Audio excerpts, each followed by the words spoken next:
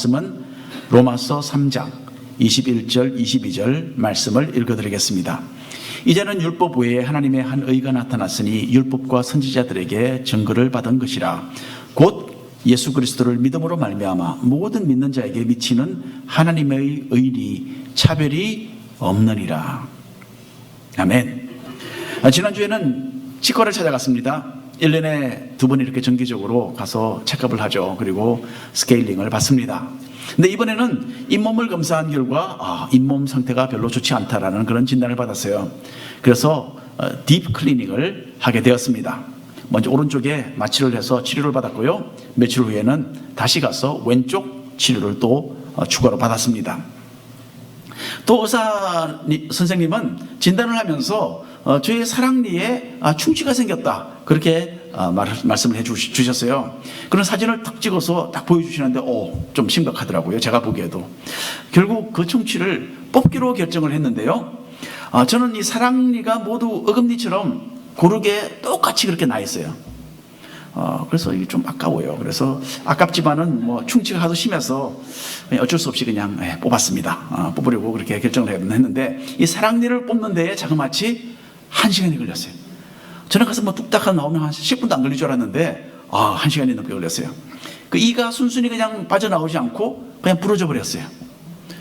그래서 아주 좀 여러 개의 작은 조각이 여전히 붙어 있어 갖고 그걸 뽑아내느라고 의사 선생님께서 수고를 많이 하셨습니다.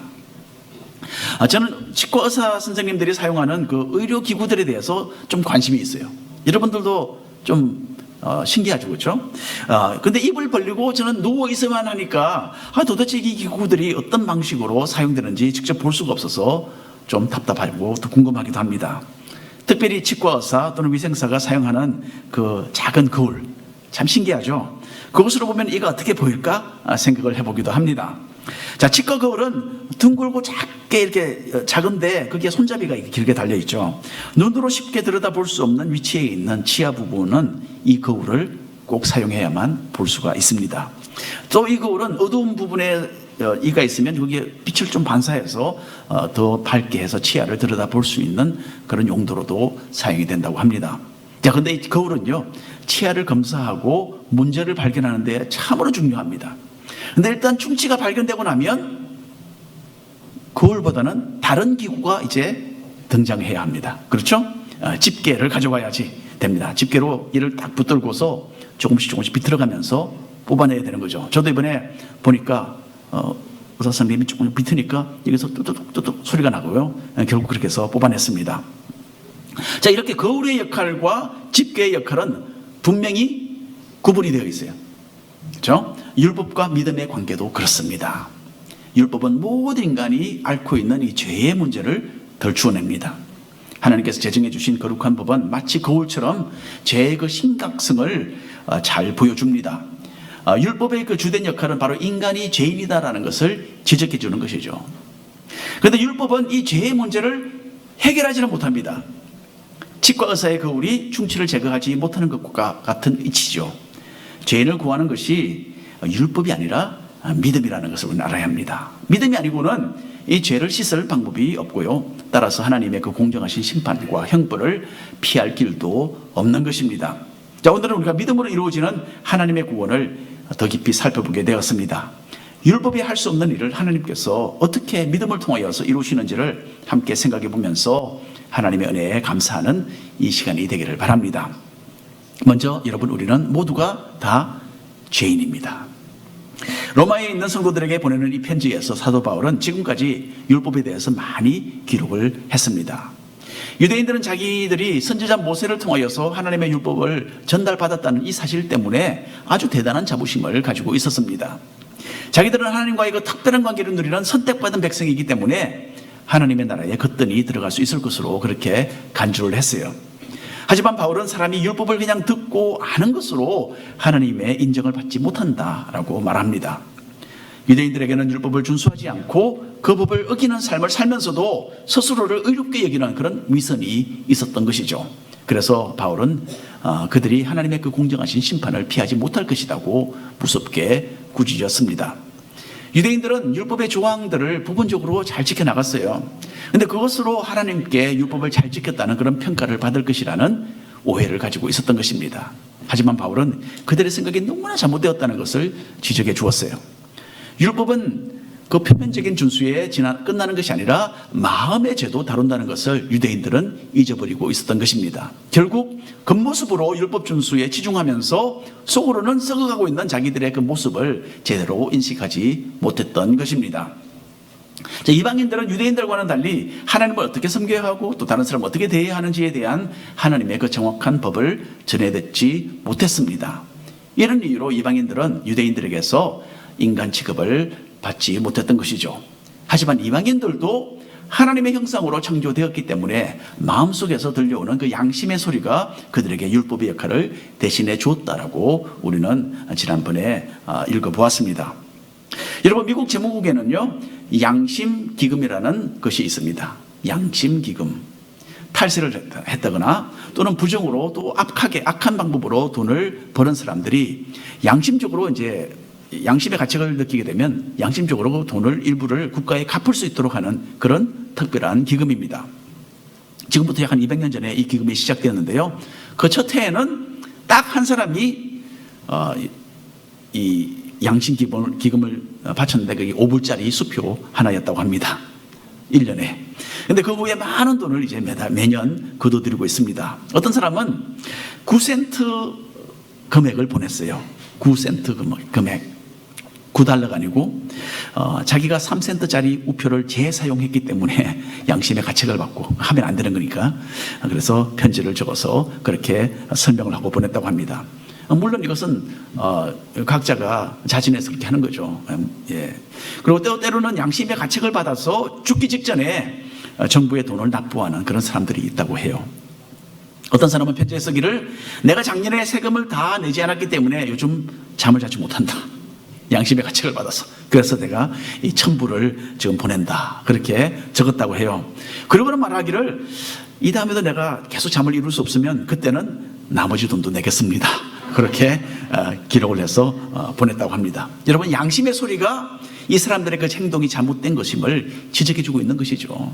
이와 같이 율법을 아는 사람이나 율법을 모르는 사람이나 다 동일하게 하나님의 그 법의 기준을 알고 있는 것입니다. 그리고 모두가 한결같이 하나님의 법을 어기는 죄인들이다라고 사도 바울은 말을 합니다.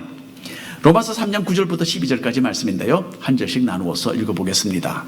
그러면 어떠하냐? 우리는 나으냐? 결코 아니라. 유대인이나 헬라인이나 다 죄 아래 있다고 우리가 이미 선언하였느니라. 기록된 바 의인은 없나니 하나도 없으며 깨닫는 자도 없고 하나님을 찾는 자도 없고 다 치우쳐 함께 무익하게 되고 선을 행하는 자는 없나니 하나도 없도다. 예, 로마서 1장에서 사도 바울은 이방인들의 그 영적인 어두움과 무지에 대해서 말을 했습니다. 하나님께서는 자연 계시를 통해서 자신의 존재와 능력에 대해서 알려주셨지만은 사람들은 하나님을 섬기지 않았습니다. 도리어 우상을 숭배하고 창조주 대신에 피조물을 신으로 섬기는 그 가증한 죄에 빠졌던 것이죠. 자, 이방인들의 죄를 지적하는 사도 바울의 글을 읽으면서 유대인들은 흐뭇하게 생각을 했겠죠. 그런데 로마서 2장에 접어들어서 사도 바울은 이제 유대인들의 그 무지와 죄에 대해서 다루기 시작했습니다. 하나님의 특별 계시를 받아서 율법을 안다고 자처하던 사람들이 그 율법대로 살지 않고 도리어 죄 가운데 있다고 사도 바울은 폭로를 했던 것이죠. 하나님께서는 그들을 향해서 인내하시며 회개할 것을 촉구하셨지만은 유대인들은 마음을 끝내 돌이키지 않았습니다. 그래서 이방인과 다른 바 없이 유대인들도 하나님을 욕되게 하는 죄인들이라고 바울은 선언을 했습니다. 자, 이제 로마서 3장에 와서 바울은 모든 인간은 예외가 없이 하나님 앞에 죄인이다라고 선언하게 됩니다. 율법을 받은 유대인이나 율법에서 멀리 떠나 있던 이방인이나 근본적으로 죄인임에는 아무런 차이가 없는 것입니다. 율법이 요구하는 613가지의 그 많은 조항들을 다 지킬 수 있는 사람이 없는 거예요. 아무리 노력하고 애를 써도 하나님 앞에 자기를 의롭다고 내세울 수 있는 사람은 하나도 없습니다. 자, 물론 구약 성경에는 하나님으로부터 의롭다고 칭찬을 받았던 사람들이 여러 명 있었어요. 노아도 그랬고요, 아브라함이 그랬고 아브라함의 조카 롯도 그랬습니다. 하지만 우리가 잘 아는 대로 이 사람들은 모두가 다 완벽한 사람들이 아니었어요. 그 사람들의 삶을 보면 실수와 그 죄도 많이 있었습니다.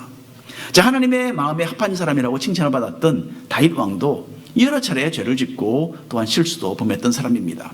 따라서 이 사람들이 의롭다고 불려졌던 것은 어떤 도덕적인 면에서 절대적인 그런 평가를 받은 것이 아닙니다. 그 사람들의 행동이 하나님의 기준에 도달할 정도로 선하고 의로웠다는 뜻이 결코 아닙니다. 단지 은혜로우신 하나님께서 그들을 그렇게 봐주시고 그렇게 불러주신 것 뿐이죠.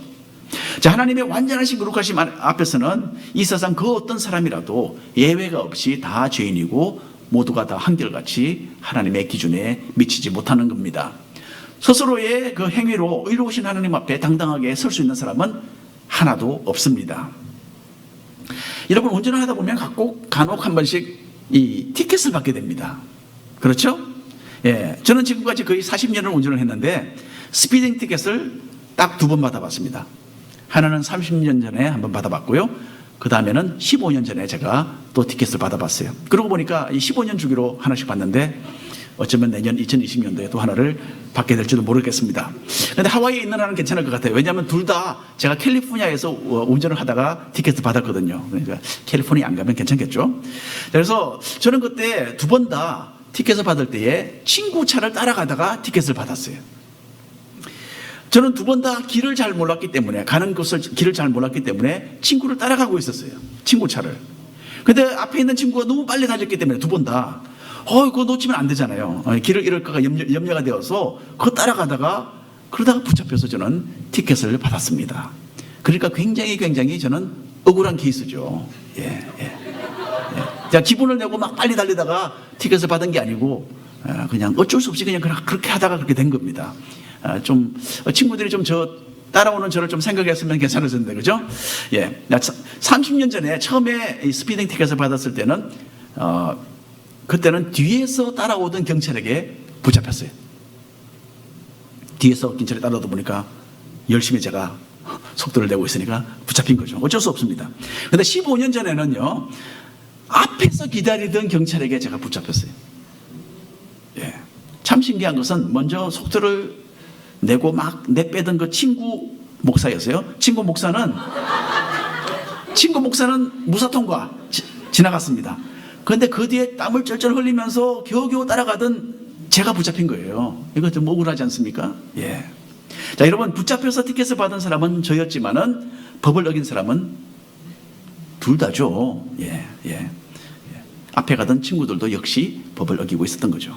다만 붙잡히지 않았을 뿐입니다.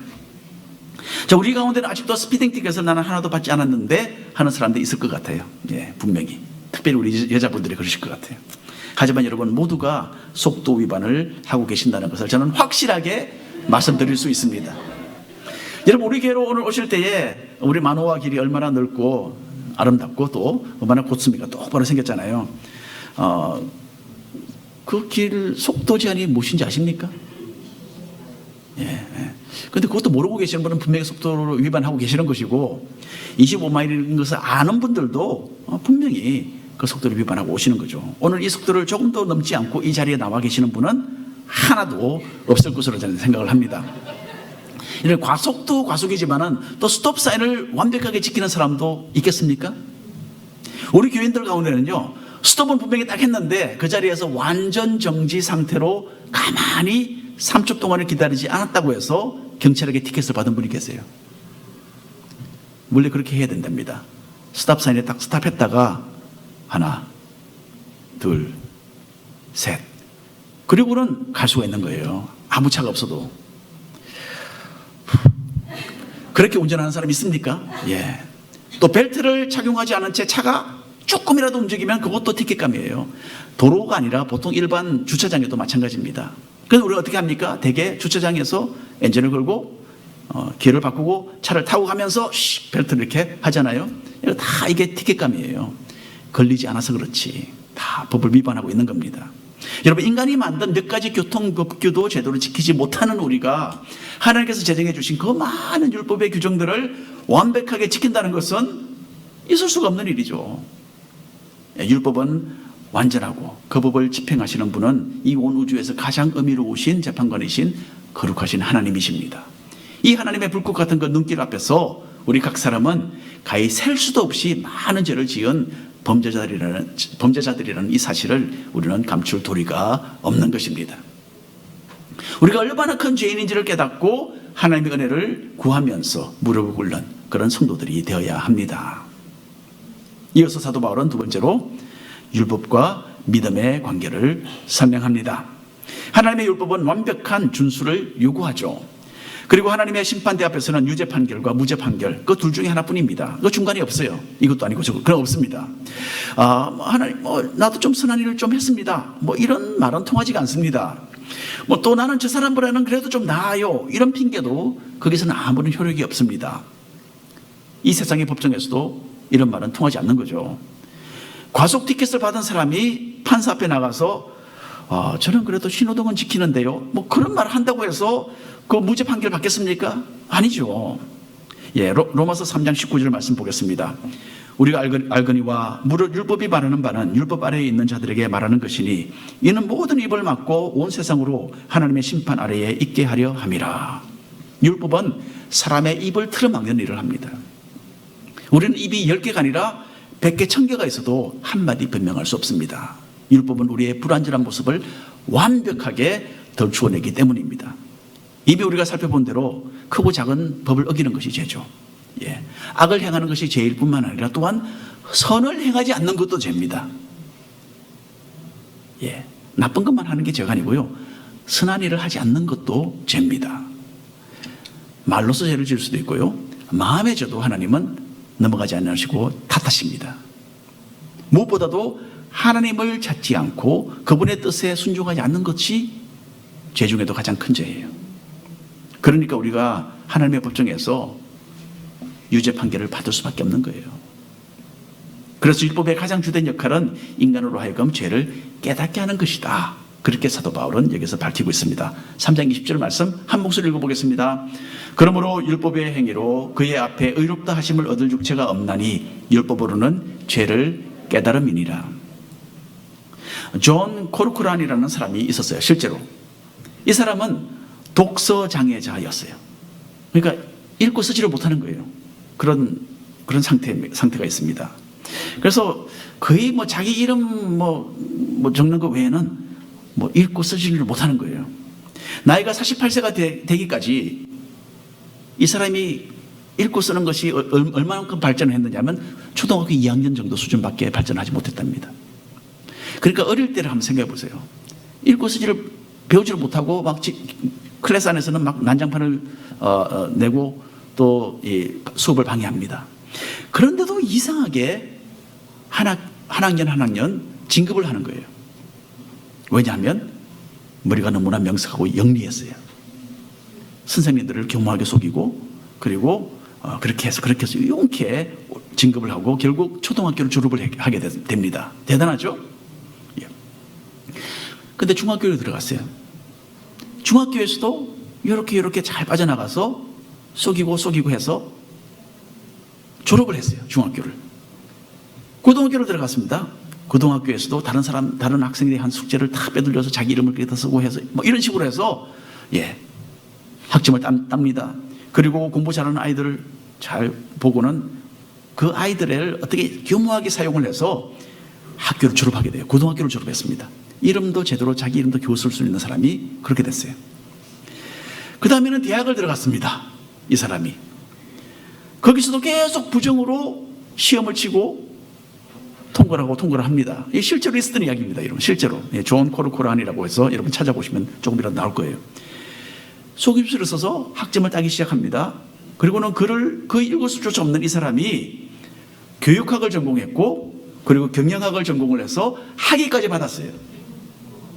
상상이 안 가시죠? 졸업을 한 후에 존은 무엇을 했겠습니까? 고등학교 선생님이 됐어요. 자그마치 17년 동안 고등학교에서 사회학을 가르쳤습니다. 이 기간 동안 자기가 글을 쓸 줄 모른다는 그 사실을 주변 사람들에게 감쪽같이 숨겼어요. 꼭 읽으려 하고 써야 되는 그런 경우가 있으면 자기가 못하니까 학생들이 넘기고 자기는 태연하게 오케이 알았다고 그렇게 말로만 머리는 좀 비상하고 하니까 말로만 그렇게 가르쳤다고 합니다. 자, 17년 후에는 교사직을 그만두고 이제는 부동산 사업에 뛰어들었어요. 10년 동안 엄청나게 또 성공을 했어요. 예. 나중에는 물론 실패를 했죠. 그래서 자기가 글을 모른다는 것을 감추고 살다가 거의 50이나 되어서 이 사람은 공부를 하고 해서 결국 6학년 정도 수준으로 스스로를 끌어올렸다고 합니다. 존 코르코란처럼 영리하면요, 사람의 눈을 완벽하게 속일 수가 있습니다. 하지만 하나님은 속일 수 없어요. 그분 앞에서는 우리는 모두 벌거벗은 사람들처럼 되어서 자신에 관한 모든 사실이 그냥 저절로 드러나게 되어 있습니다. 아무리 영리하게 자신을 가장해도 하나님께는 탈로 나서 심판을 면하지 못하는 것입니다. 히브리서 4장에 이런 말씀이 있어요. 하나님의 말씀은 살아있고 영과 및 관절과 골수를 찔러 쪼개기까지 하며 또 마음의 생각과 뜻을 판단하나니 지으신 것이 하나도 그 앞에 나타나지 않음이 없고 우리의 결산을 받으실 이의 눈앞에 만물이 벌거벗은 것 같이 드러나느니라. 하나님의 말씀입니다. 자, 하나님께서는요, 사람의 마음속에 무엇이 있는지를 다 환하게 알고 계세요. 그리고 하나님의 기준은 인간의 기준보다 무한하게 더 엄격합니다. 이런 엄격하신 하나님의 판단 아래 인간은 유죄 판결을 받고 그 죄에 해당되는 사형 선고를 받을 수밖에 없는 것입니다. 그렇게 하신 하나님의 율법의 그 거울에 비추어 본다면 우리는 이렇게 한결같이 하나님의 기준에 형편없이 미달되고 또 범죄자로 나타나게 되는 것입니다. 자, 우리는 하나님의 무한하게 거룩하시고 높으신 그 기준을 아주 부분적으로만 이해합니다.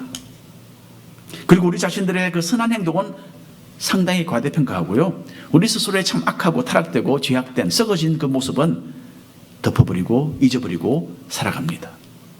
이런 우리에게 필요한 것이 무엇이겠습니까? 율법입니다. 율법은 우리가 얼마나 철저하게 가망이 없는 죄인인가를 깨닫게 해주기 때문입니다. 로마서 3장 21절 22절 말씀을 한 목소리로 읽어보겠습니다. 이제는 율법 외에 하나님의 한 의가 나타났으니 율법과 선지자들에게 증거를 받은 것이라. 곧 예수 그리스도를 믿음으로 말미암아 모든 믿는 자에게 미치는 하나님의 의인이 차별이 없느니라. 이게 의라는 말이 나오죠. 의라는 말은 결백하다라는 뜻입니다.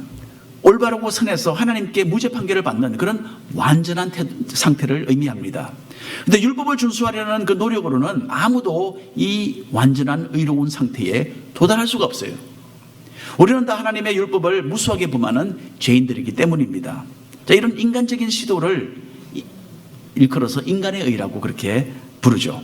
율법 준수를 통해서 하나님께 인정받겠다는 어리석은 노력을 일컬어서 인간의 의라고 그렇게 이야기합니다. 자, 하나님은 인간의 의와는 정반대가 되는 다른 한 방법을 제시해 주셨어요.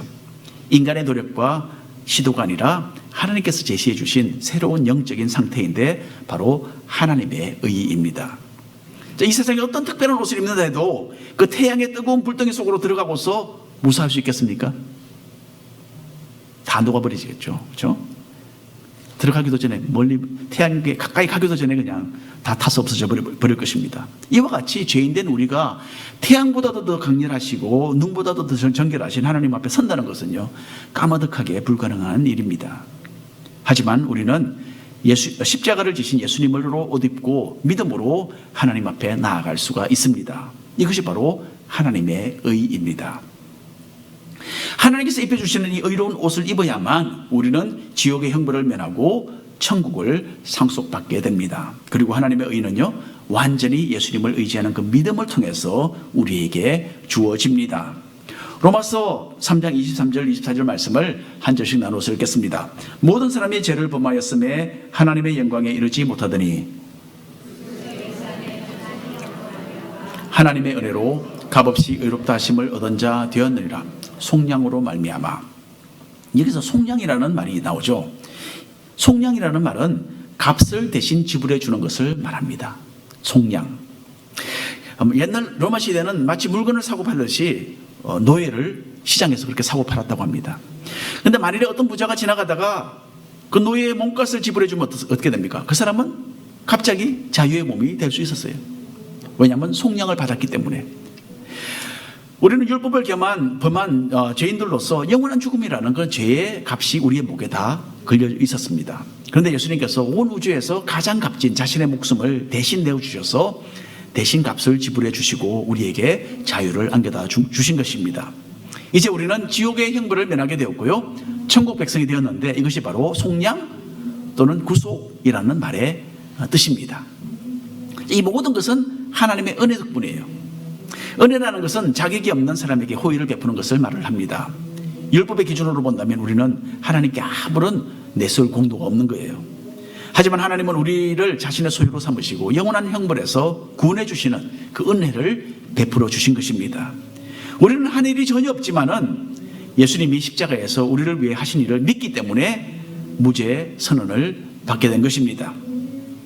자, 사람에게 하나님의 의로 옷을 입혀주시는 것은 율법이 아니라 믿음으로 이루어집니다. 그렇다고 그냥 막연하게 무엇을 믿기만 하면 되는가? 그거 아닙니다. 우리의 믿음의 대상은 분명히 예수님이십니다. 예수님께서 십자가 위에서 하신 일은 바로 나의 죄의 값을 지불하고 나를 속량하기 위해서였다는 그 사실을 받아들이는 그 믿음을 통해서 하나님은 우리를 의롭다고 인정해 주시는 것입니다. 이것을 신학적으로 말해서 칭의라고 부릅니다. 나는 의롭지 못하지만은 예수님을 믿어서 하나님의 그 의를 힘입게 되었다라는 뜻입니다.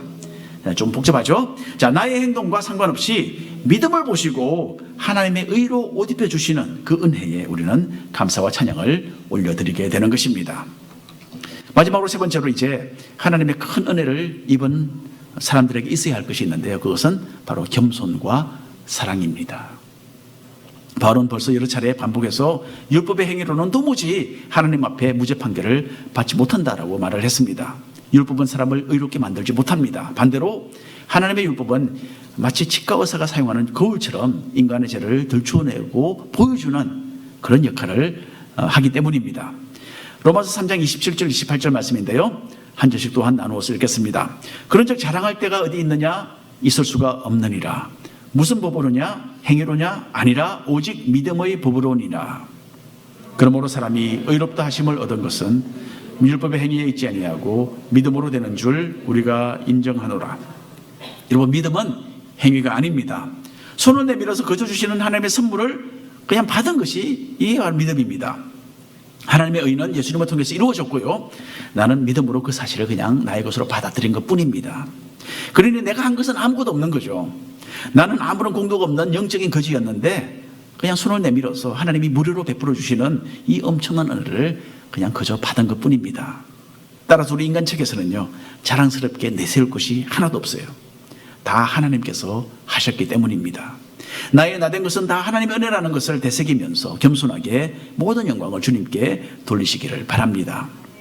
또 하나님의 의를 힘입고 있다 해서 우리가 완전한 어떤 완벽한 그런 삶을 산다는 것은 아닙니다. 여전히 율법의 기준에서는 형편없이 미달되는 거죠. 그러나 우리는 율법의 준수의 길이 아니라 예수님의 속량을 받아들이는 믿음에 의해서 무죄 판결을 받은 사람들입니다.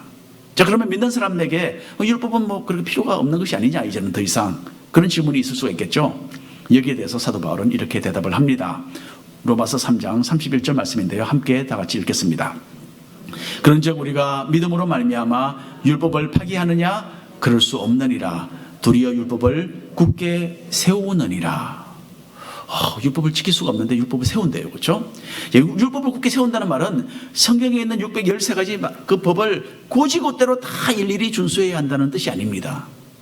특별히 제사에 관련된 구약의 많은 법들은요, 예수님께서 오신 이후로 이제는 더 이상 적용되지도 않고 적용될 수도 없습니다. 예수님께서 구약의 법을 다 이미 성취를 해 주셨기 때문이죠. 그런 의미가 아니죠. 율법을 세우는 것에 대해서 나중에 사도 바울은 이렇게 기록을 했습니다.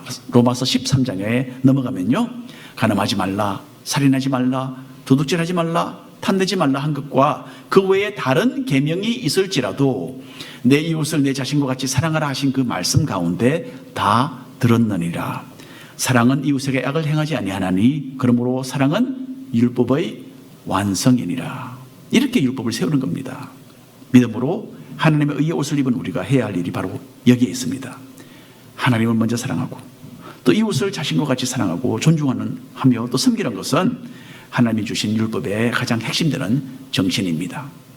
영원히 죽어 마땅한 우리를 속량하시고 구원의 은혜를 내려주신 그 하나님의 사랑을 우리는 기억해야 합니다. 자주 기억하십시오. 그리고 교회 안에서와 바깥 세상에서 하나님 중심으로 살아가시고 또한 예수님의 그 사랑의 법을 순종하며 따르는 그런 믿음의 성도들이 되시기를 축원합니다. 기도하겠습니다. 주 하나님 아버지,